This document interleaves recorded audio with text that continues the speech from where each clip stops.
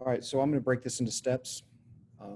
That way, if there's any difficulty, also, if these problems are easy at first, they may get more difficult. So if you've got the steps understood, it'll make the harder problems possible. So let's take a look at this. We have a 4-kilogram box that's at rest on a surface, which makes it 30-degree angle. Okay, so an important word here is rest. We don't want to overlook that. We want to see that the 30-degree angles, if I drew this, may look something like that. Let's put the 30-degree angle here at the bottom. We can put our object right there, 4 kilograms. Find the weight of the object. So weight is equal to force of gravity, which is equal to mass times little g. It wants to know the normal force, and it wants to know the frictional force. A lot of questions with just a little bit of information. I think we can do this. So what I'm going to do is I'm going to take this and I'm going to call this step 1. Step 1, I can draw the box. I'm going to make it horizontal. At least this way I can see my forces that are horizontal and I can see my vertical forces. So yes, if I was to put this together as a free body diagram for a test, you know, here's my dot for the center of my object, the center of mass, and force of gravity, yes, always goes down. And in this case, since the force normal kind of goes up like that, and then let's see, we would have like force of friction going this way. So force of friction would look something like this, and force normal would look something like that. So for a test, I would want to draw something like that for my free body diagram. That doesn't help me answer a question other than, hey, what does the free body diagram look like? Okay, well, we've got that. Check, move on. Doesn't help me answer a question. The question in the chat just came through, how do we know how long the arrow should be at first? At first, sometimes you don't know. So use a pencil that has an eraser. That's my advice. When you get really good at these and you know it's accelerating one direction or another, and you've done 100 of them, you can start to get an idea of the magnitude. But as long as you have an eraser or you're working in CAMI that you can erase and make an adjustment, then you would go back. And for the most part, it shouldn't be a huge difference, but if your free body diagram is on a grid like it was on the test, and you know there's no acceleration vertically, then when you draw force normal and force gravity, and let's say those are the only vertical forces, they should be the same length. I'm not getting a ruler out. Most people wouldn't get a ruler out, but what they may evaluate and say, hey, one force was 30, one force was 20. The 30 force should be longer than the 20. If you had 40 and 20, the 40 should be twice as long as the 20. It's not going to be an exact science, but it should be a general idea. Now, the free body diagram for a test, to me, does not help me solve a problem. It just answers a question that states, what's the free body diagram look like? And don't break the forces into their components. Well, that's fantastic, but I need to break it into its components in order to solve other questions. So what I'm going to do is I'm going to take this object that's on an incline and I'm going to turn it clockwise until it's lying flat. That allows me to see horizontal forces go left and right and vertical forces go up and down. It's not the only way to do this by far. Many ways to do this. For me, if I can break this into its simplest version, I'm going to do it because the simpler it is, the less likely I'm going to mess it up. So I'm going to teach it that way. I've got a 4-kilogram box or object, doesn't matter, 4 kilograms. I know force normal is going up. I know that since I turned this, originally gravity goes down. Everybody knows that. But when I turn the object, that's turning all the forces. So now gravity is going off to the side. Now, since I'm using this diagram so I can work the problem, instead of calling it FG, I'm going to name it based on how I solve for it. So it's going to be, for me, MG. They mean the same thing, but at least MG helps me identify the component and how I would actually solve a value for that. It'd be the mass times little g. And we know little g is 10. That's the acceleration of gravity. Okay, we also said force of friction is going to the right. Is there anything else in that picture I can use? Just a little bit. Force of gravity is going at an angle. Now, a force at an angle doesn't help me solve a problem. I need to break it into its components. If it's pulling down and to the left, I'm going to say, well, there's a downward component and there's a leftward component, creating that triangle for me. At whatever pitch that the incline is, or whatever degrees the incline is indicating, I'm going to put that at the top, 30 degrees. Because if this object was originally just on flat surface, gravity would be going straight down. If it's on a 1 degree angle, mg has moved out by 1 degree. If it's on a 30 degree angle, mg has moved out by 30 degrees. So whatever the incline is, it translates to how far over mg has swung based on rearranging the object so that it's flat. Now I'm going to break these, look at the components of mg and identify them. The one that is nearest the angle, the adjacent one, this is mg, which is the hypotenuse times the cosine of the angle. The one that is on the opposite side, the one that in this case is horizontal, this would be mg sine of the angle. And for the most part, I think I've got everything I can do for that part two. I'm sorry, that first part. So my step one was to draw a free body diagram that can allow me to actually solve the problems and breaks any angled force into its components. I'm getting my calculator out now so I can actually do some of this work. So I'm going to say step two. So step one, I've got a picture that I can use. Step two, I'm going to start looking at my summation of forces formulas. The problem set at rest. At rest means balanced forces, no acceleration, equilibrium, all those things. The one that I care about, that I said, balanced forces. If there's no acceleration, the upward force is equal to the downward force. Balanced forces means the rightward forces are equal to the leftward forces. So let's write that out. We've got force normal is equal to mg sine 30. That's vertical. Horizontally, we would have force of friction is equal to mg. Oh, wait, I wrote that one wrong. All right, let me correct that. You guys got to catch my mistakes. My force normal is equal to mg cosine 30. I looked down and realized I was writing the wrong thing. And then force of friction, which pulls to the right, balances the leftward force, mg sine 30. Now it asks us for the weight. Weight is equal to mg. mg is equal to the mass, 4 times 10. So mg is equal to 40 newtons. So force normal would be equal to 40 cosine 30.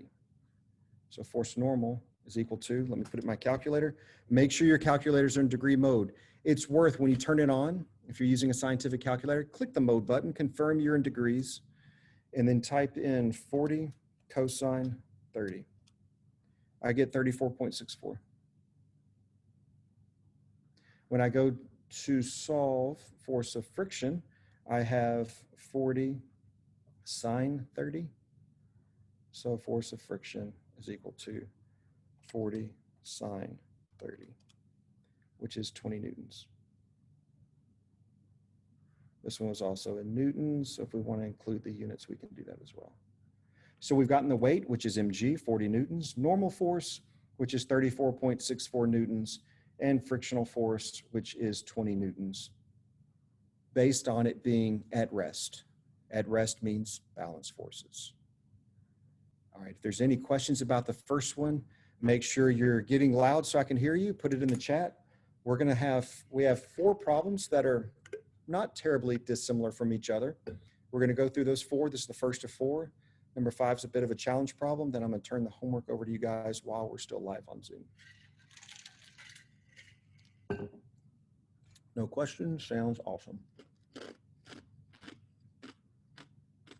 All right, number 2, a 4-kilogram object's pulled up a ramp by a string. All right, well, this time we've got this ramp.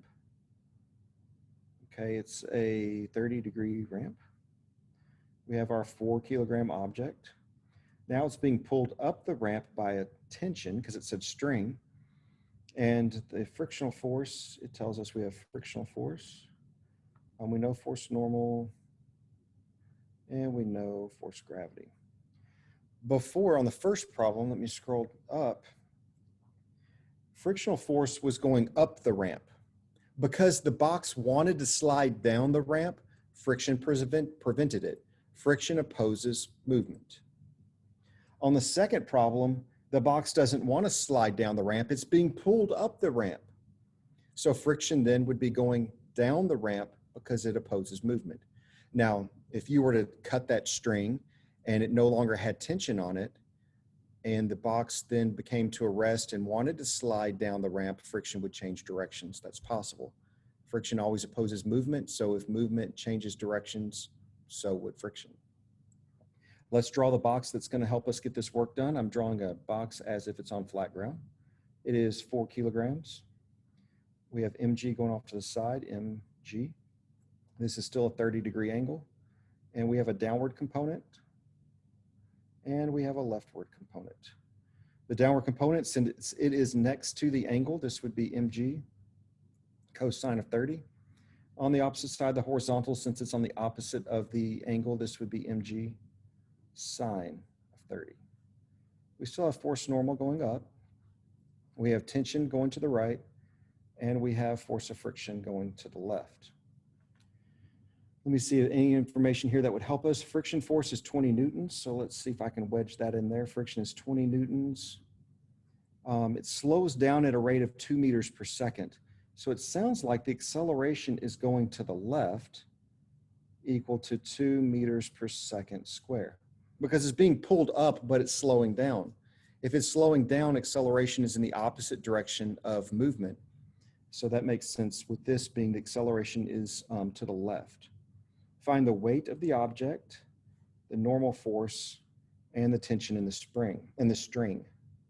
Well, we can start with the weight because we know weight is equal to the force of gravity. It's the same thing, which is equal to mass times gravity, which is equal to 4 times 10, and that is 40 newtons. I wrote 4 and I said 40. Let's fix that. 40 newtons. All right, got the weight. One problem is done. The others are left to go. Now, which side do we think has the greatest force? Is it going to the left or going to the right? Which one's bigger? Talk to me. To the left. How do we know it's to the left? Because the acceleration is to the left. Right, because the acceleration is to the left, the net force is to the left. So let's call that like the winning team, right? The left is the bigger side. We always want to take the bigger side minus the smaller side. I'll show you why in a minute, but I don't want to confuse anybody yet. Not that I want to confuse anybody anyway, but let's look at this. So we said the left side is the larger side, so we're going to take the left side, subtract the right side, and we're using Newton's formula. We're going to use summation of forces is equal to mass times acceleration. It's not at rest and it's not at a constant velocity. There is an acceleration. So we can't say that in the horizontal the forces are balanced. They're not, because there's an acceleration. So we're going to take our leftward forces. We have force of friction, plus we have mg sine 30. And from that, we're going to subtract tension and say that's equal to mass times acceleration. Now we know the force of friction is 20 newtons. So 20 plus mg, we solved as 40 sine 30 minus tension is equal to the mass of 4 times the acceleration of 2. So 40 sine 30, let's put that in my calculator, 40 sine 30. I got, the answer is 20. So 20 plus 20 minus t is equal to 4 times 2 is 8. So 8 minus 40, 8 minus 40. Okay, I'm trying really hard. Minus 40. There we go. Now my calculator's talking to me. Tension is equal to 32 newtons. Because 20 plus 20 is 40, I subtract 40 from both sides. I get negative t is equal to negative 32. And then the negatives cancel, so tension is 32 newtons. All right, then it asks me, what is the normal force? In the vertical, there is no acceleration, only horizontally. This object is not a rocket shooting off of the incline. It's not burying itself down into the ground at an increasing velocity. We have a constant velocity of 0 when in regards to the vertical. So we can say that Fn is equal to mg cosine of 30. Fn is equal to, we said mg is 40, right? Yep, 40 cosine 30. So Fn is equal to 40 cosine 30, 34.64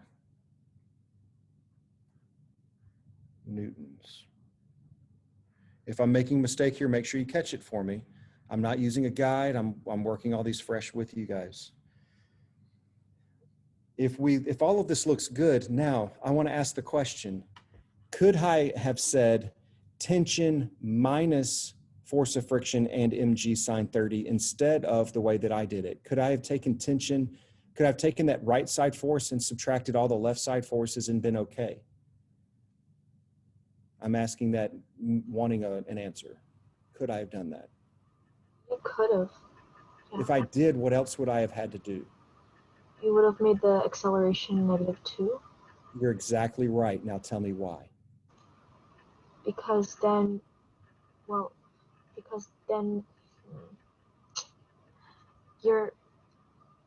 if you're doing it the other opposite way, then you have to change the acceleration too. I don't know why. I'm sorry.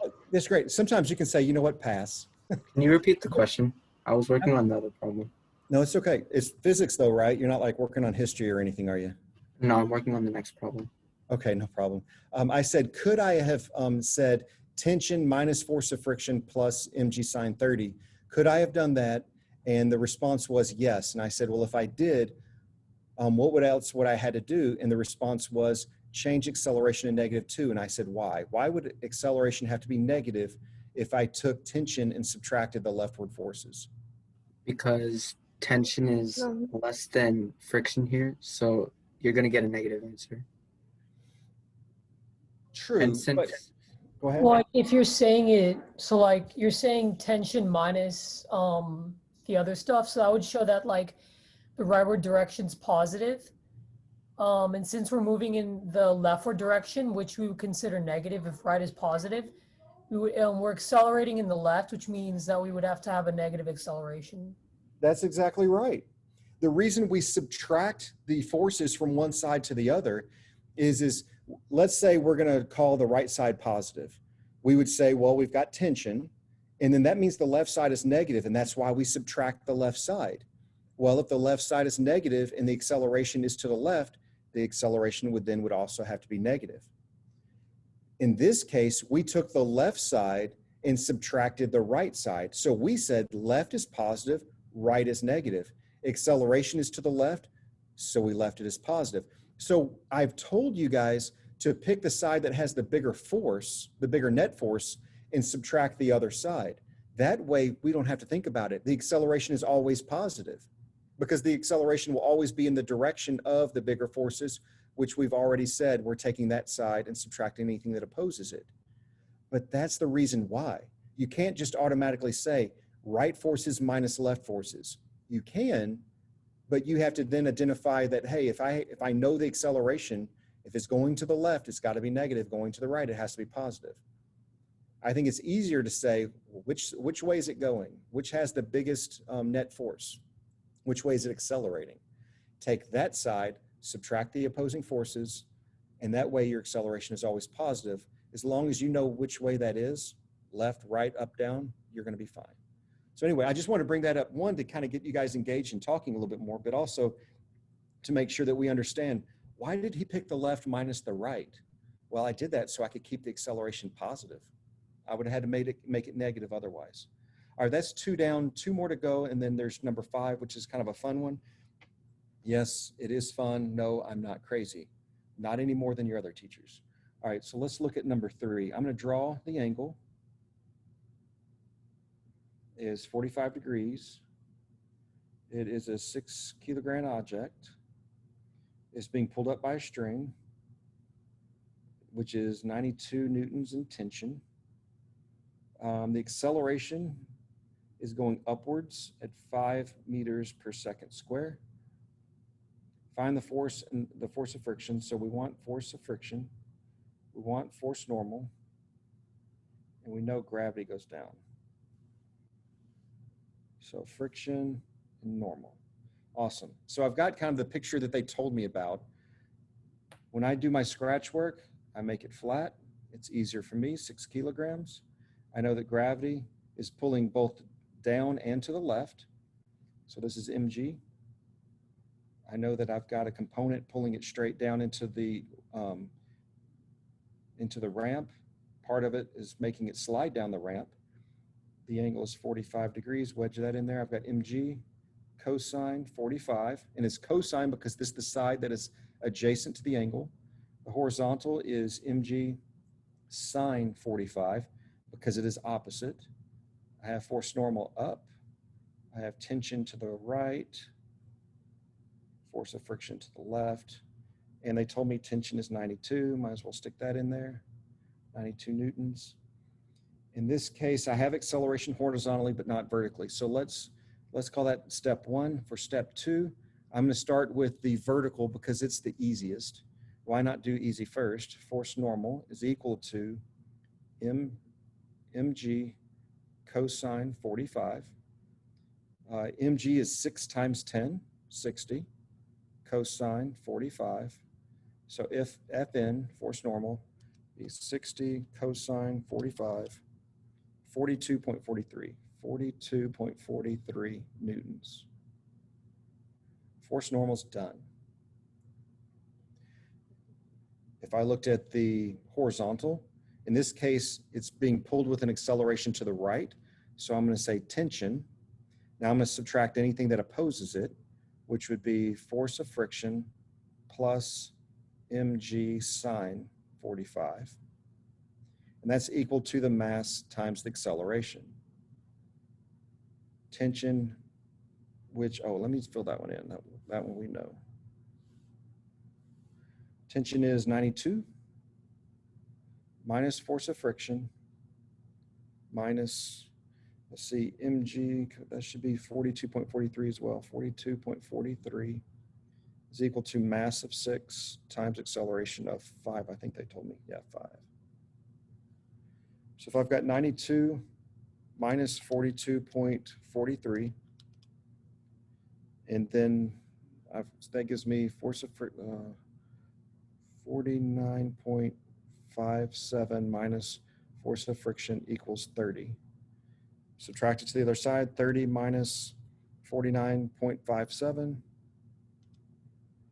And then the negatives cancel, so I have a force of friction equal to 19.57 newtons. So they asked for friction, normal force. There's my normal force, and there's my friction. Again, I'm taking the direction that we're accelerating, add up those forces, subtract the forces that are opposing, set that equal to mass times acceleration. If the forces are balanced, I would take one side, add them all up, make that equal to the opposing side, add those all up.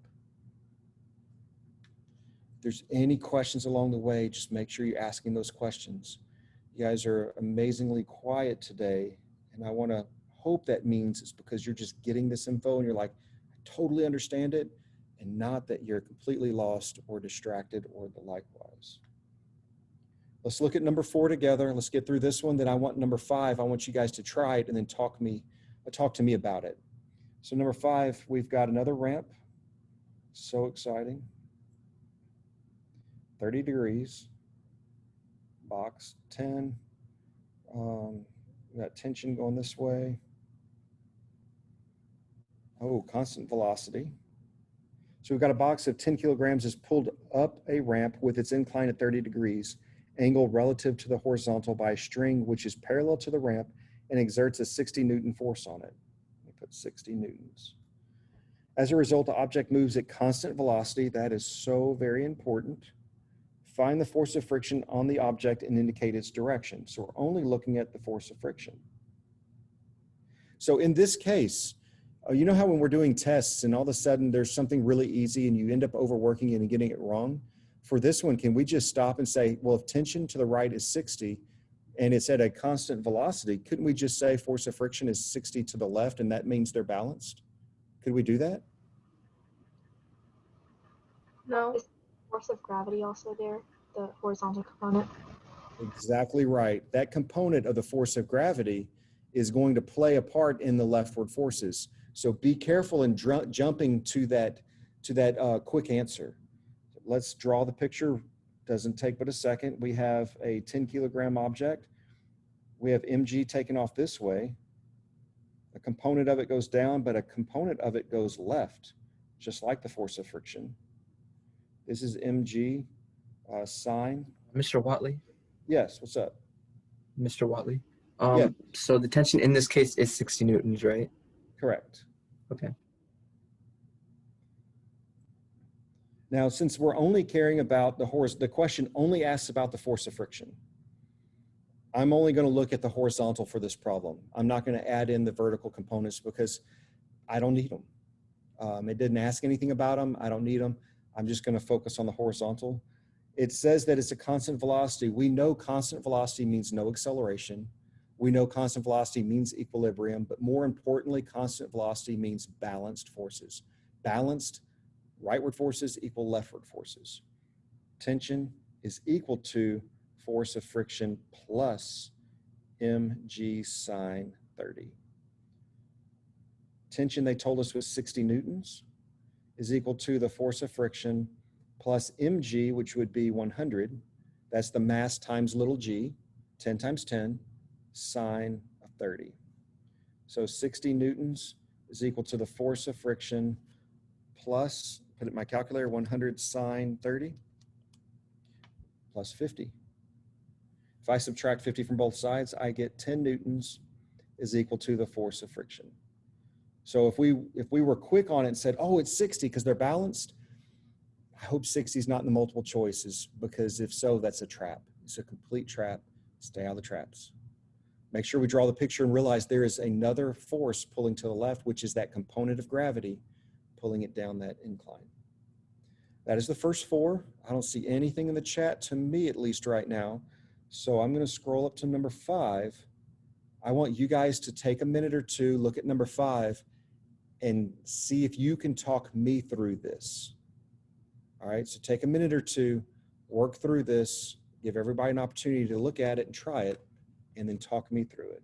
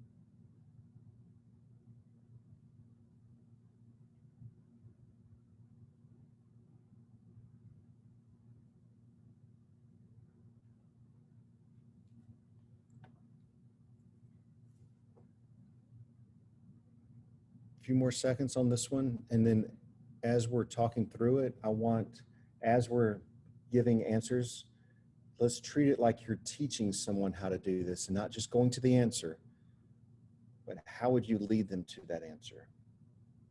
Take another minute on this and let's do it.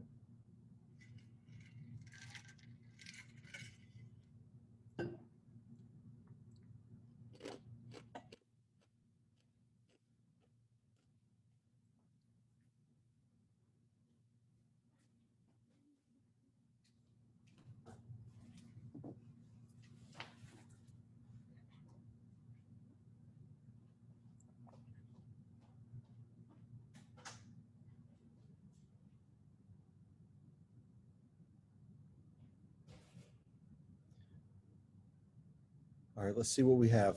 What's a good first step? Where do I need to start with this? I've drawn the picture based on what they told me, but what do I do with this?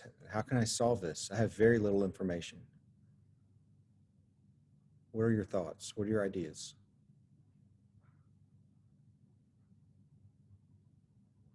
So someone put in the chat, would it just be gravity because that's the only force acting on it? Gravity is acting on it.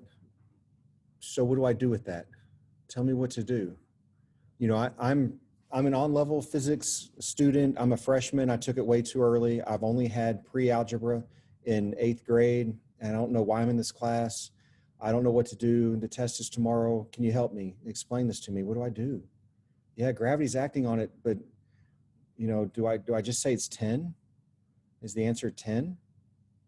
Because gravity's 10. What do I do? Yeah, the answer is 10. What's that? Wouldn't it, if you say the weight equals, weight of the child would be W into 10. Mm-hmm. Well, the child into 10, the mass of her into 10 because that's gravity. Oh no, wait. It's okay. Think about it. Tell me your thoughts.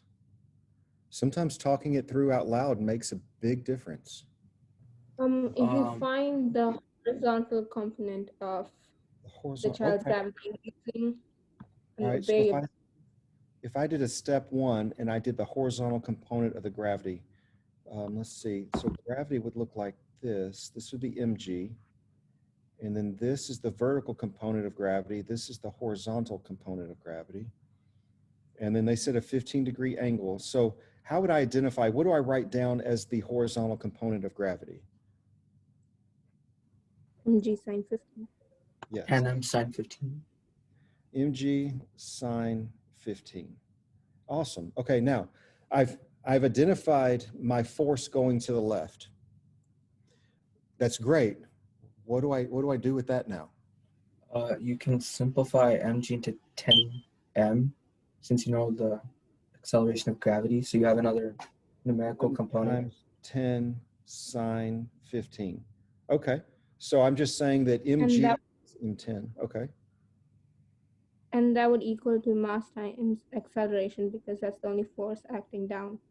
I mean, that way. You're saying this whole thing is equal to mass times acceleration. Is that what you're saying? Yeah. Okay. And so like your second step, you're saying that Newton's second law tells us that the sum of forces is mass times acceleration. And that's our only force. So m times 10 sine of 15 is equal to mass times acceleration. Is that correct? Yeah. No, say it like you mean it. Like, yes, that is right. Yes. Yes, let's have some confidence because it's right. So yeah, absolutely. Okay, now I've got that. What do I do next? Because I need to solve this for acceleration. Divide both sides by m. So the Divide m's both cancel, sides by wouldn't they? m. Yeah. All right, and then I can put 10 sine 15 in my calculator, can't I? Yes. And I get 2.59. 2.59 meters per second square equals acceleration. We didn't need the mass, did we? No. Now I'm going to stop the share because I want to look and see. I want you to give me some feedback and let me know how this all looks. So.